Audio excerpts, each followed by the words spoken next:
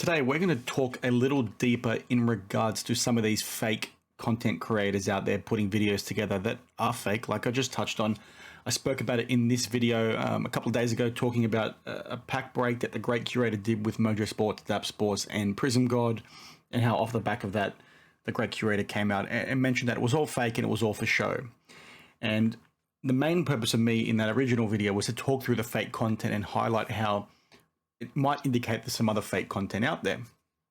Today, I want to focus in on the fake comps and what that would mean for the hobby in general, right? Because I think it's a very dangerous topic. Now, the Sports Card Dad talked about this pretty quickly following my video, but there's a few more things I want to touch on, because in that original video, I also talked about how, me and my little friend group have come across, a few of these card show vloggers that have pretended to do deals at a show, right? And pretended to buy a card off a certain seller.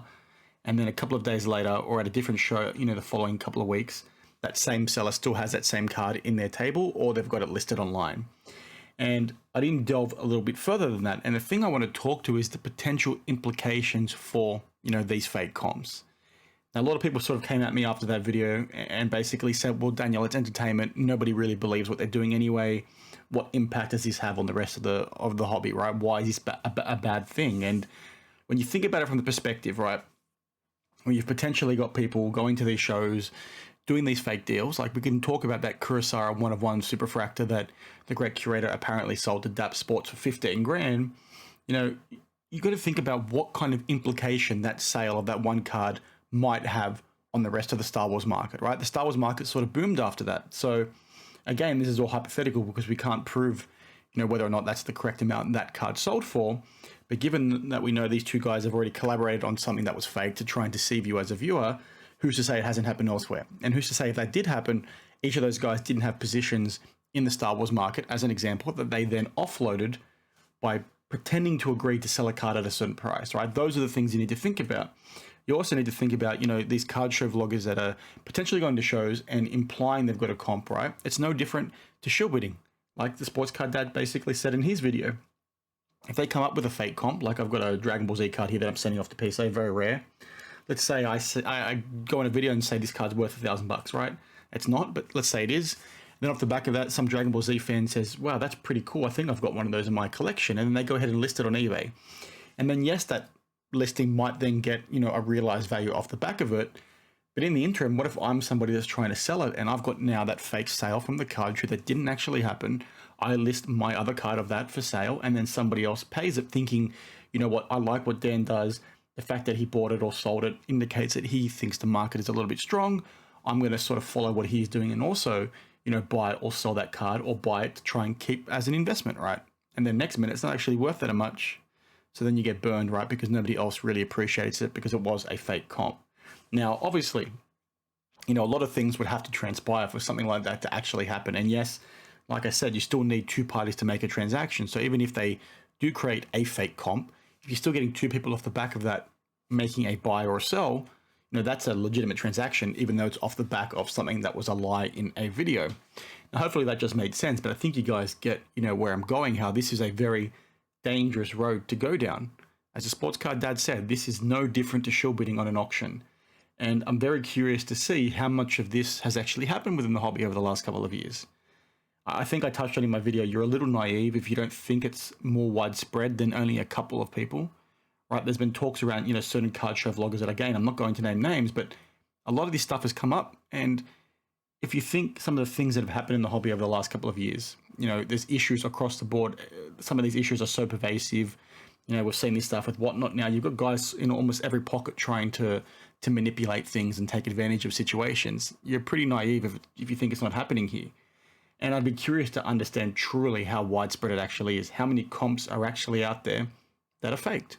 And I'll be very keen to get some thoughts from you guys down in the comments below whether, you've seen any of these yourself, because it is, like I said, a very slippery slope to go down, and it is fraud, right? There's no question about it that they're doing these things to then offload cards to you as a prospective buyer. Now, at the end of the day, yes, you still have to go ahead and buy it yourself, but you guys get the gist of the conversation. Now, I'm not naming names on those guys. Like, we don't know if the great curator didn't sell the card for DApps for something other than the amount he said he did, But given the context of that video, I'm probably more inclined to think that it could be, a fake transaction, or there could have been other transactions in the past that are also faked. I had a few people message me as well, and some others made videos around me getting the price wrong of that, Killmonger PMG that we spoke about in that video. I do apologize for that. I did go off a comp for a PSA 9, which was, I think, $27.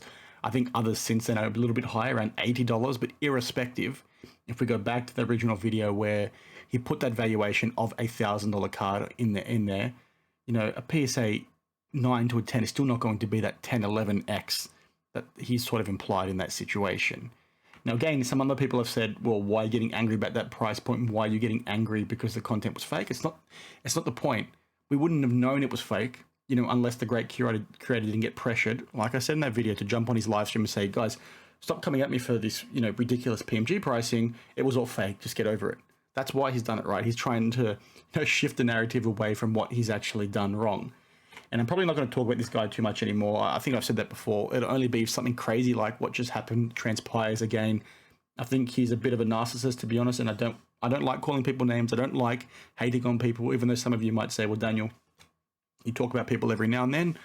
I do, but I talk about them to try and create discussion points for us as a hobby, to try and learn from things, maybe make the hobby a little bit better, but also to try and take, like a deeper discussion around the things within the hobby, like the fake content, like shill bidding, like some of this stuff we've seen with whatnot. And like when we've talked about these breaker scams, I haven't necessarily focused in on the breaker scam. I've always talked about what can be learned from that, what can whatnot be doing to try and make the hobby a better place. So again, I think that is sort of it for my thoughts today. There's a few other things with the great curator that I was going to touch on with regards to how ridiculous he gets when he comes to his pricing, some of the silly things that he says about, people hating on him for collecting wrestling cards. I've not seen anybody hate on this guy for collecting pop culture or wrestling cards, right? I think he creates these narratives to try and cope with a situation that he often tells lies in his videos. He's a bit of a bully to Merlin, which is disappointing to see. So he does that sort of stuff to try and save face and blocks people and calls them trolls when they're actually questioning him for legitimate things, right? I don't hate the guy. I've said that before. I actually reached out to Merlin to see if I can jump on a live stream with the both of them and have them grill me or do whatever the heck they want to me. But, that's gone a bit radio silent. I'm willing to have a chat, willing to discuss these things, but not everyone is. So I hope you enjoyed the video today. Like I said, just wanted to clarify a few things with regards to, what kind of impact these fake comps and these fake vlogs might have on card prices and impacts it might have on the average Joe collector. If I missed anything, drop it down in the comments below. If not, I will see you in the next one. Cheers.